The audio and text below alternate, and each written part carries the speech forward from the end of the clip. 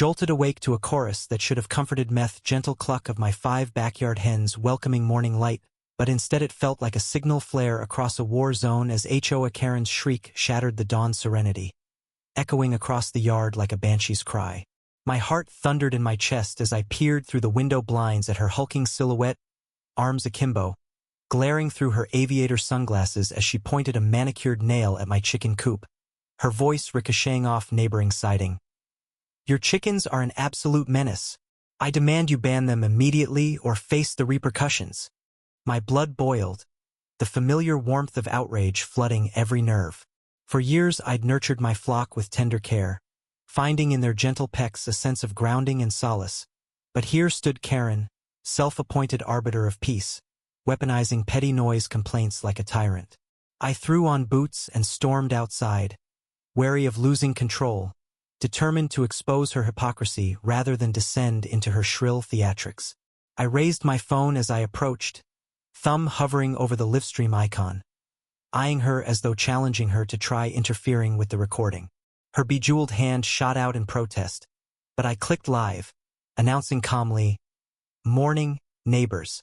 I'm broadcasting from 210 Cedar Lane where HOA Karen is demanding we remove our emotional support chickens for making too much noise at sunrise."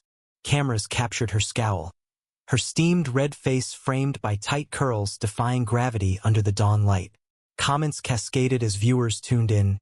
"You go, defend those chickens?" And, "She's at it again." Karen sputtered about exceeding permissible decibels, and cited a phantom noise ordinance buried in entangled covenants that purportedly forbade farm animals within quarter-acre lots. I countered evenly. The county's zoning clearly allows up to 10 poultry per residential lot, and no noise thresholds apply to birds under that statute. "Please show me your evidence." A flicker of panic crossed her eyes, betrayed by that tight line of tension across her jaw. Meanwhile, my neighbor, Mr. Patel, peeked from behind his fence, phone in hand, nodding in solidarity. I held up my own permit for keeping chickens, complete with county stamps granted 2 seasons ago, the ink still bright. Karen barked that my permit was invalid under the HOA's stricter rules, but I smirked and said, "Our HOA dissolved in June 2022 by a 3/4 vote, certified by the county clerk. I have the certificate here." I brandished the official document, the embossed seal catching the sunrise. The work crew behind Karen hired to erect a temporary sound barrier around her porch paused mid-measure, their tape measures dangling in midair. A hush fell over the live chat. Then, unexpectedly, my childhood friend and amateur sound engineer, Teresa, emerged from my garage holding a decibel meter. She waved it in the air, announcing, "Let's measure the noise floor here." With measured precision, she recorded the chicken's morning chatter. 55 decibels at 5 feet well, below the county's 70 decibel daytime limit. Karen's lips parted as though to argue, but the meter's steady reading stripped her claim of legitimacy. The shared moment of objective truth crackled on live stream, her red face and flared nostrils juxtaposed against the mechanical impartiality of the meter. Then, sharp as a whip, came the twist no one expected. Sheriff McAllister's cruiser rolled up with lights flashing at 7:05 a.m., summoned by a neighbor's tip about public disturbance and possible trespassing if Karen's crew attempted barrier installation on my property. Officer Chun, clipboard in hand, approached Karen. She opened her mouth to recite her demands, but he held up Teresa's decibel reading sheet and the certificate of dissolution. "Ma'am," he said, voice even, "I have no record of any active HOA here, and your noise complaint lacks legal basis. Furthermore, the county recently cited the same HOA for noise pollution violations at their annual meeting 4 weeks ago and imposed a $1,200 fine for amplified speakers after dark. Are you aware of that?" Karen's gaze flicked down to the clipboard. The fine notices lay there in black and white. Her shoulders sagged as the weight of her own association's hypocrisy crashed down. The live chat erupted with disbelief. Karen exposed trended within minutes. Unruffled now, Officer Chun pinned a citation on Karen's belt. Trespassing threat and filing malicious complaints. The contractors abandoned their tools, their coalition with Karen dissolving like morning mist. I stepped forward, planting my hands on my hips, and said into the camera, "Let this be a lesson. When entitlement crows too loud, impartial evidence and community solidarity can drown it out. Share your own noise battles. Did Karen get what she deserved, or is there more to the story?" The siren faded as neighbors streamed out of doors, trading smiles and stories of minor HOA absurdities they'd endured in silence until now. In the aftermath, local reporters quizzed me on the fine levied against Karen's HOA, digging through public records to find a history of half-hearted bylaws enforced only against dissenters. The owner of the annual meeting hall, who'd been subjected to after-hours speaker tests last month, confirmed the noise violation, adding that HOA leaders had refused to comply until a formal citation forced their hand. With every follow-up article quoting decibel metrics and dissolution dates, the once untouchable HOA Karen became a cautionary tale across county lines. Council members convened in emergency session to review the oversight of defunct associations, inviting me and Teresa to testify.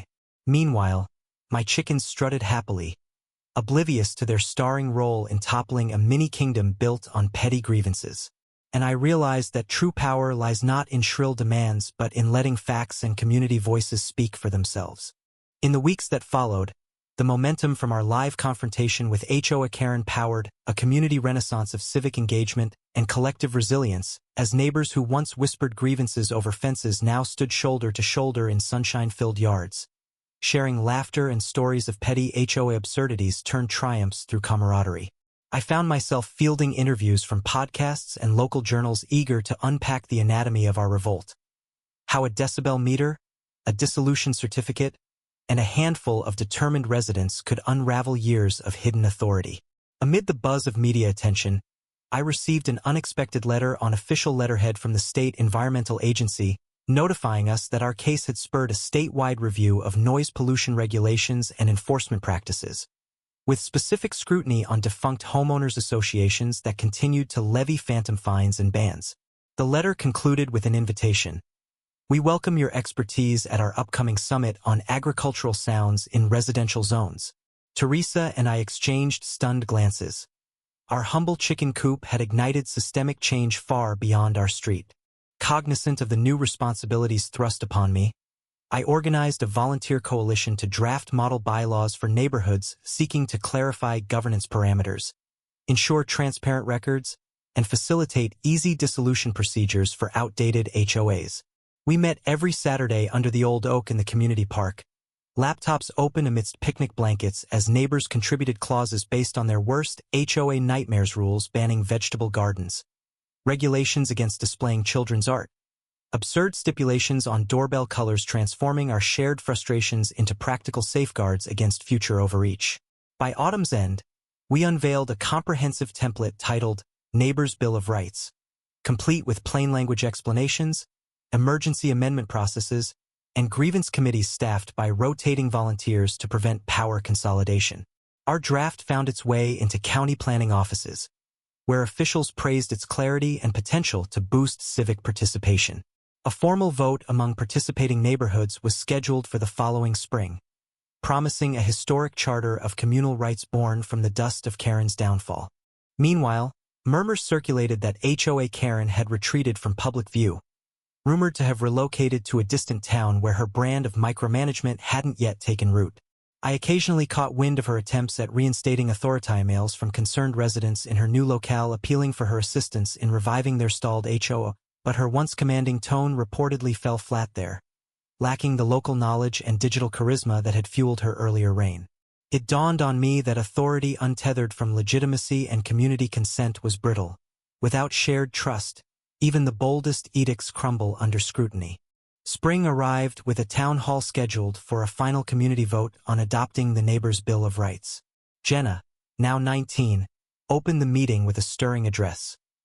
We learned that no rule, however well-intentioned, should thrive in the shadows of outdated charters or hidden amendments. Transparency is our shield and unity our sword. Her voice echoed in the packed hall, where neighbors of every age and background had gathered. I followed, sharing data on increased volunteer participation, declines in noise complaints, and rising property values reflecting our neighborhood's newfound harmony. The vote passed unanimously, a resounding affirmation of grassroots governance. That evening, a festival-like atmosphere enveloped Cedar Lane as we inaugurated our new charter with a cluck and cheers celebration.